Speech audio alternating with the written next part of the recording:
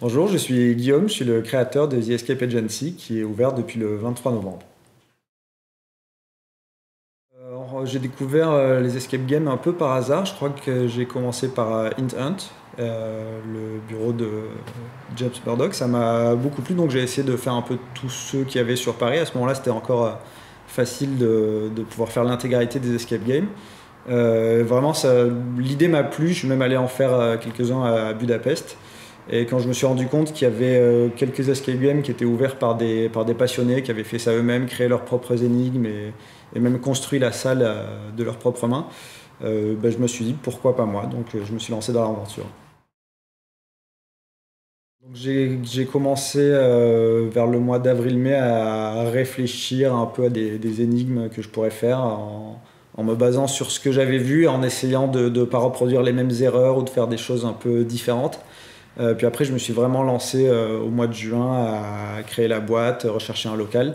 Et donc, j'y suis depuis cet été, le 1er août, les mains dans le plâtre, à construire la salle et à essayer de trouver, en même temps que je la construis, j'ai essayé d'adapter aussi mon énigme aux difficultés que je pouvais rencontrer, aux éléments que j'ai pu trouver dans des brocantes, des choses comme ça. Donc, c'est en perpétuelle évolution.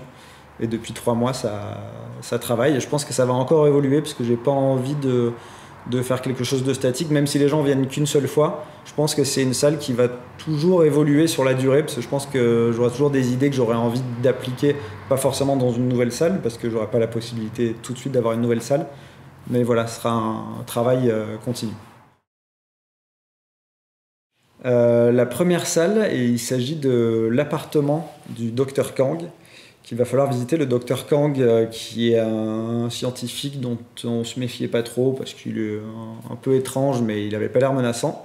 Et c'était une erreur parce que le docteur Kang a mis au point un produit dont on ne connaît pas la nature et qui est capable de faire beaucoup de dégâts. Donc il va falloir aller dans son appartement, qui est un appartement très secret, éventuellement trouver s'il a un laboratoire clandestin ou quelque chose, qui fait du stockage ou du travail là-bas, et essayer de récupérer ce produit indétectable pour pouvoir le ramener à l'agence qui va l'analyser et ainsi pouvoir tout simplement sauver l'humanité. On fait ça tous les jours.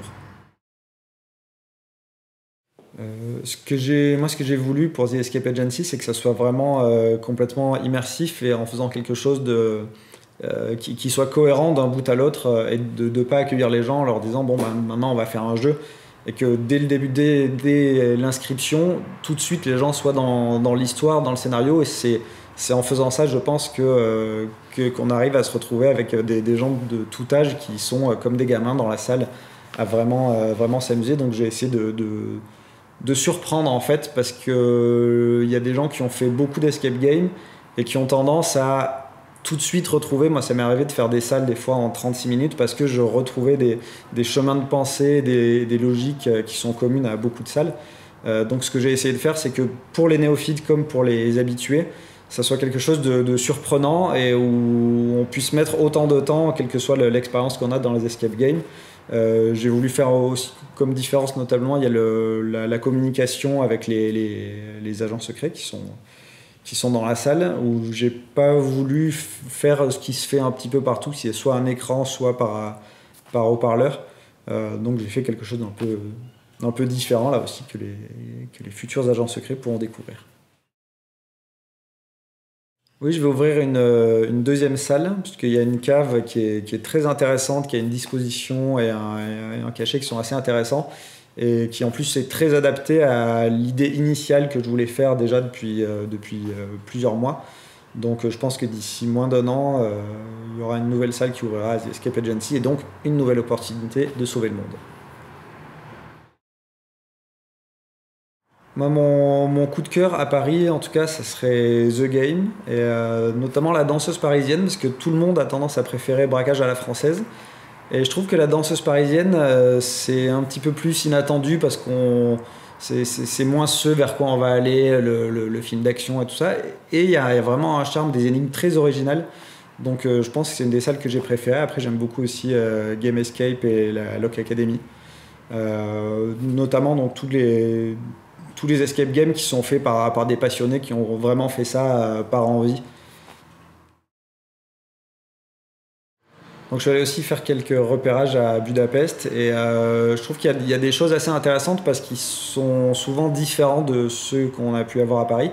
Et notamment, il y en avait un dont j'ai oublié le nom où on entrait dans un appartement, c'était dans un immeuble d'habitation en étage.